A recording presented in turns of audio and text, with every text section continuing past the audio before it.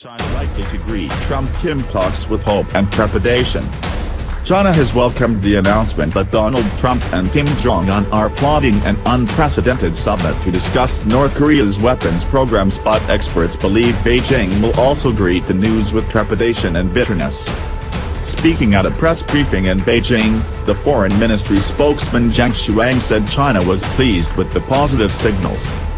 "We commend and will support the efforts made by all sides to solve this issue through dialogue and discussion," Zhang said. "We hope all sides can show the political courage needed to make political decisions and start multilateral or bilateral meetings and to advance the process of peacefully resolving the nuclear issue on the Korean peninsula peacefully. China will continue to make efforts on this." Shan Dinglai, an international relations specialist from Fudan University in Shanghai, said, "Theoretically, Chinese authorities should feel happy. We always promote the idea of dialogue. Dialogue reduces the chance of conflict." Zhao Tong, a North Korea expert from the Carnegie Tsinghua Center for Global Policy in Beijing, said, "In the short term I think Beijing will be pleased and will very much welcome the development." Zhao said there would, however, be nervousness about the possible ramifications of such a meeting.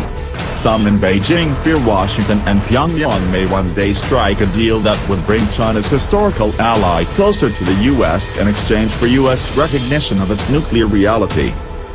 They fear the U.S. would use North Korea as a strategic balancer or as a hedge against a rising China in the region, Zhao said.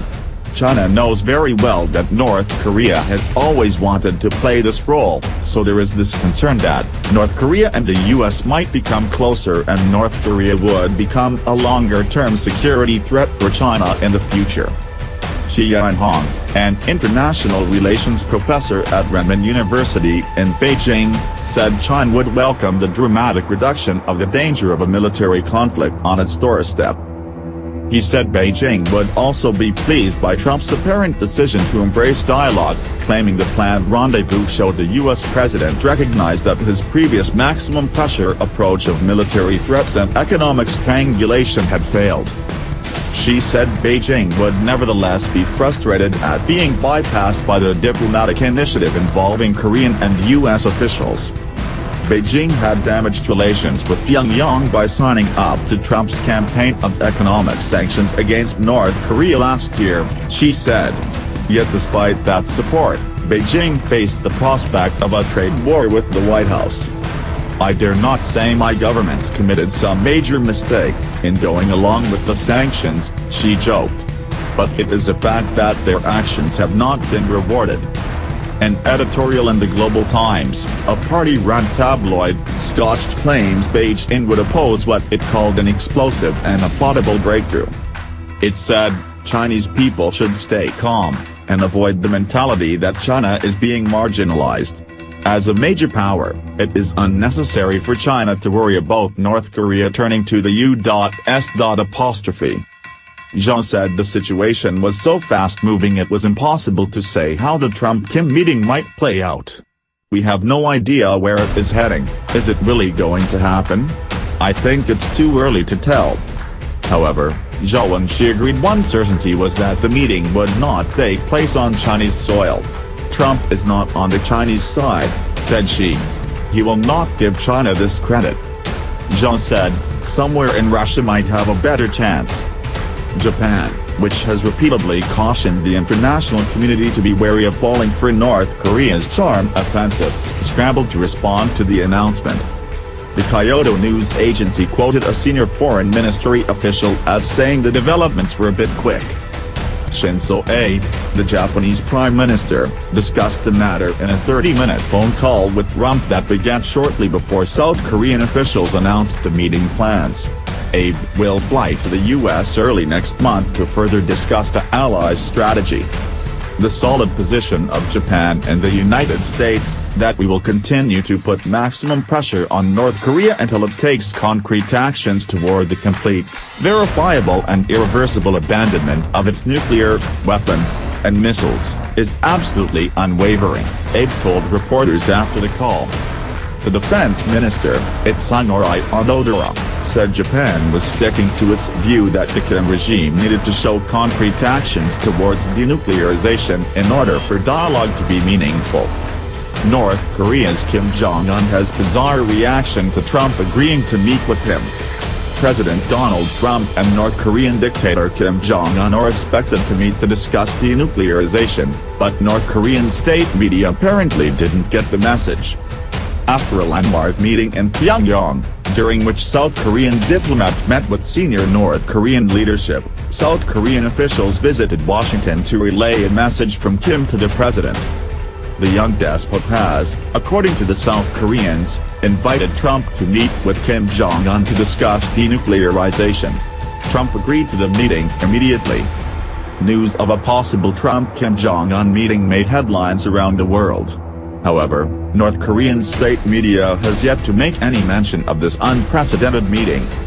If this historic summit occurs, Trump will become the first sitting American president to meet with the North Korean leader, potentially elevating Kim's status on the world stage while legitimizing his regime. This could be a very big moment for Kim, but Pyongyang has yet to publicly say anything about the meeting.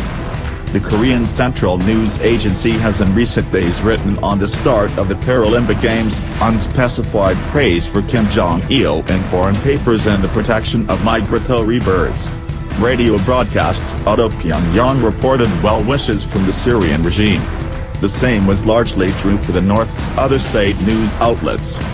No word on the possible meeting. The state-run Rodong Sinmun did, however, write an interesting report. U.S. military force, sanctions and blockade will not work on DPRK, a headline read. The U.S. could not stop the DPRK from making a dash toward the final victory in building a powerful socialist nation, the commentary explained. Neither military force nor sanctions and blockade can ever work on the DPRK. Not exactly the language of reconciliation. North Korean ambassador to the UN Pak Song-sil told the Washington Post that Supreme Leader Kim Jong demonstrated a broad-minded and resolute decision, praising Kim's courage to pursue peace on the Korean peninsula, but he did not directly comment on the meeting. Prior to the meeting in Washington, South Korea's presidential office revealed that North Korea wanted to talk to the U.S. to discuss denuclearization and normalizing bilateral relations. The North Koreans never commented on that announcement, but the Rodong Sinmun did write a report explaining why North Korea is justified in its pursuit of nuclear weapons. We openly and squarely possess nuclear weapons to defend the supreme interests of the country from the U.S. nuclear threats, the paper argued, adding, peace and security on the Korean peninsula, Northeast Asia and the rest of the world have been reliably guaranteed by the DPRK's bolstering of nuclear deterrent. The DPRK has defended the world peace and security by single-handedly frustrating the U.S. reckless nuclear moves to stifle it by force and dominate the world. Its nuclear feats deserve the praise of the world, the commentary added. The state-run media outlet also criticized the U.S. for its so-called history of nuclear crimes. It is unclear why North Korea is silent on this issue. Perhaps it is simply waiting to announce the meeting until plans are confirmed. Maybe an optimistic South Korea misinterpreted the message, or perhaps this is a ploy. As North Korea is one of the world's toughest intelligence targets, it is difficult to determine the regime's intentions.